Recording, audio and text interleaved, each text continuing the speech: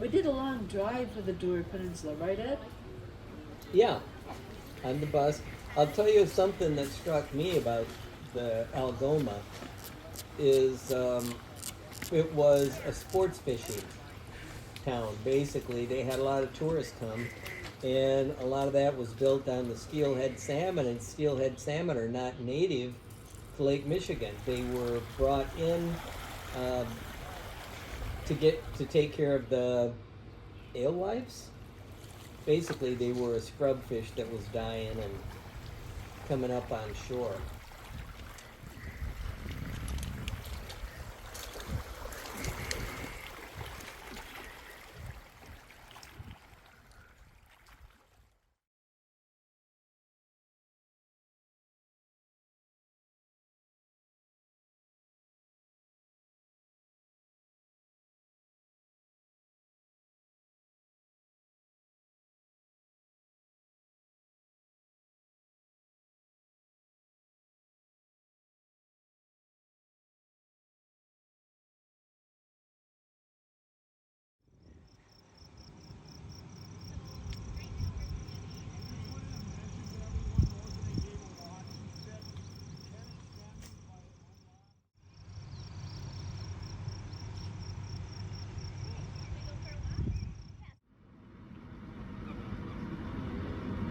Not a swan, pelican.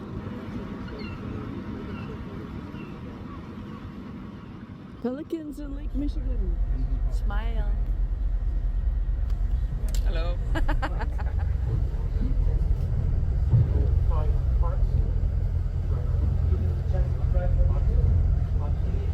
that was Algoma. We had our anniversary lunch at the dining room, and I'll bet you we got pictures of that. Anniversary lunch? Dinner. Dinner, Anniversary okay. dinner. What is it, Ed? This is an omelet with everything. Wow, spinach, onions, shrimp, ham, a couple types of ham, I think. Ham. York ham. York ham. Wow, too many things to mention. I just said put it all in there, and they did. Let's see. Now you have to do a Kara and Nate. You have to go, ooh, ah, yum. Bug your eyes out. No, really. Very good.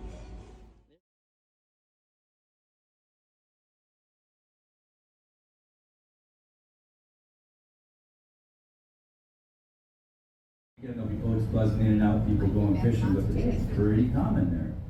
Scuttling is wrecking a boat on purpose because you don't want it anymore. You know, when I was a little kid, my Uncle Gordon, he had a Buick station wagon he didn't want. He drove it out to our hunting camp and drove it into the woods. It's still there. That's what scuttling a boat is. There's boats all over here, several of which are scuttles. When they didn't want them, they would run them up onto rocks and leave them there and pick them clean. The only true freighter still left in our fleet is the oldest steam-powered freighter on the Great Lakes. You'll probably see her. The SS Alpino. She's the oldest steam-powered freighter operating. She's 85 years old. Fitzgerald was actually loaded with taconite when it went down. I know the song says, with a load of iron ore, but it was actually taconite. And the tack boats go in these lagoons, and they actually offload into that hopper right there, and that augers into the tack house. Those big coal piles you see are because this plant was at one time the largest cement.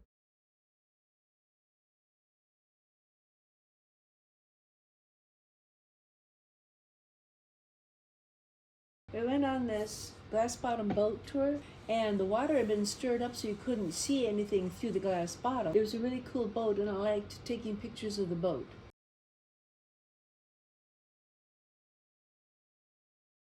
We went to this museum. They had built cockeyed of a ship tipping, and you get to go into this old sailing vessel with a ship tipping and get to feel what it was like on a tipping ship.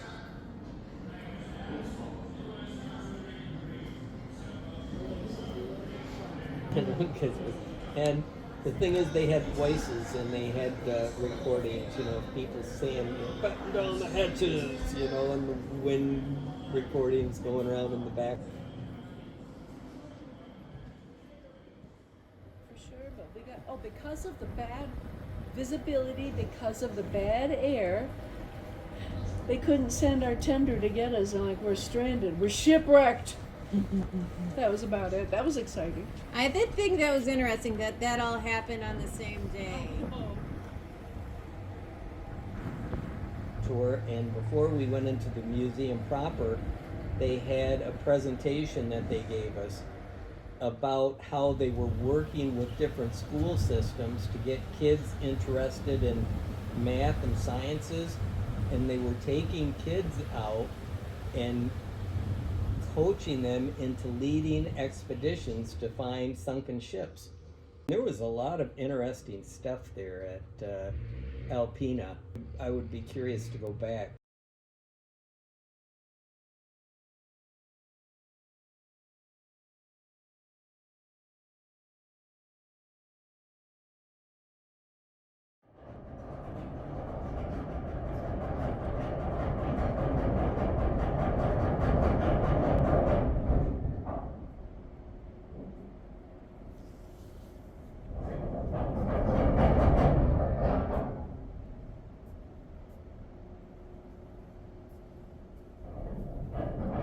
Expedition leaders had his the Zodiac boat, which is kind of a rubber military boat. He was out scouting things out just to see what was going on, and he was headed toward the shore, and this dog was out paddling in the water and just climbed up into his Zodiac, and he says, okay, and then when the guy got to the shore, the dog just climbed out and went to his house. It was called the Okeechobee Resort, which I thought was odd, but I think the guy that set it up actually had done something in Florida as well, so he brought the name back.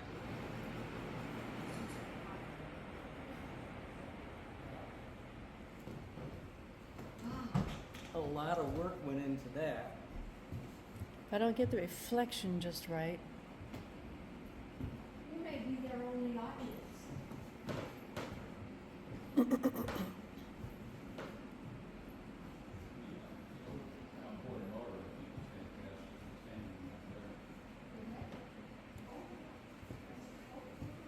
When you're done taking the table, scan up that.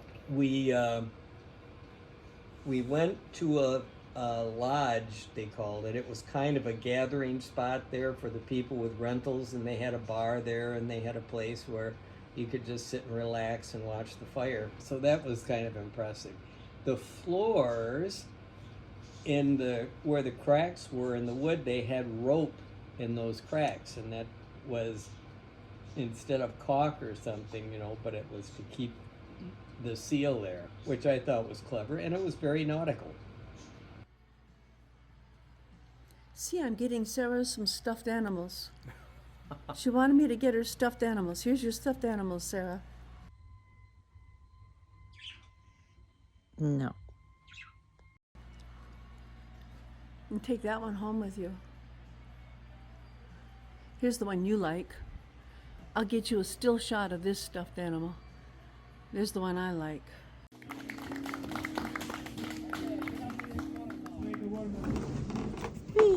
And HP sauce.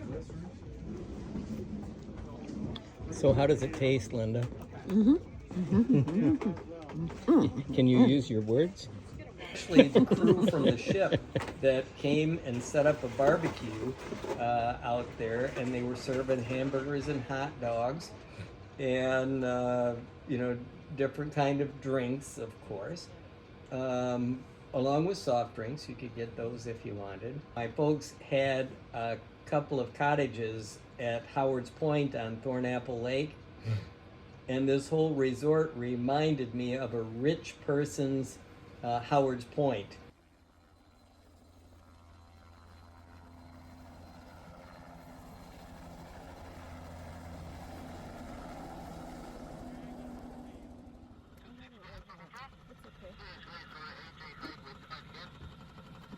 Okay, so we can go.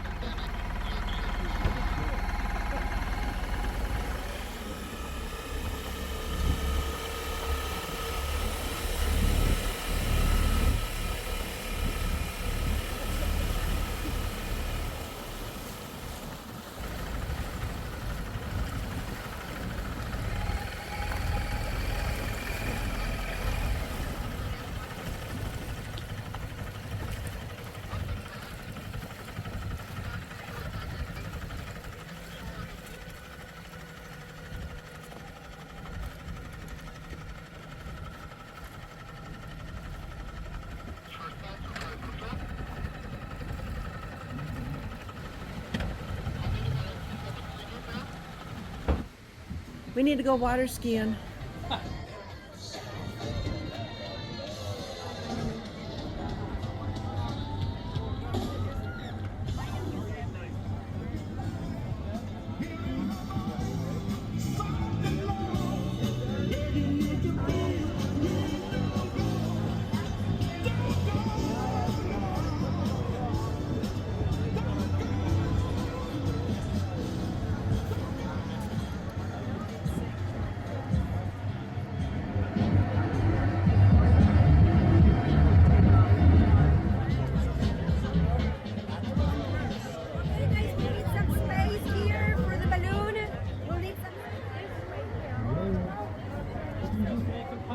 Please, ladies and gentlemen.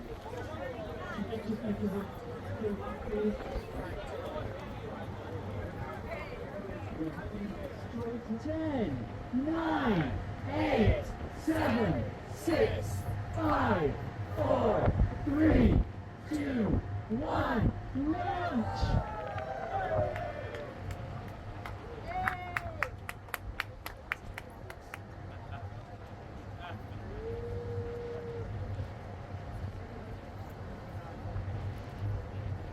See that unwind there, dropping the instrument package far below the globe.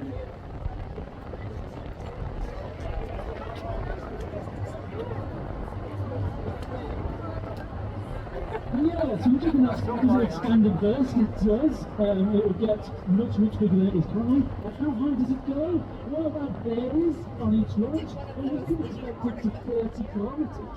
Let's see. Do you drop bikes with the potential and we'll see how high it gets.